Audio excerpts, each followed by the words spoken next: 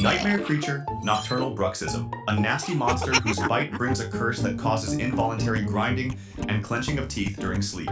At night, during bruxism, the bite force can be up to 10 times stronger than when awake, up to 250 pounds of force. That means the pressure on the teeth can be as strong as a metal press crushing a soda can, potentially damaging teeth, jaw joints, and leading to headaches. This action weakens the dream, making it easier to steal and eat.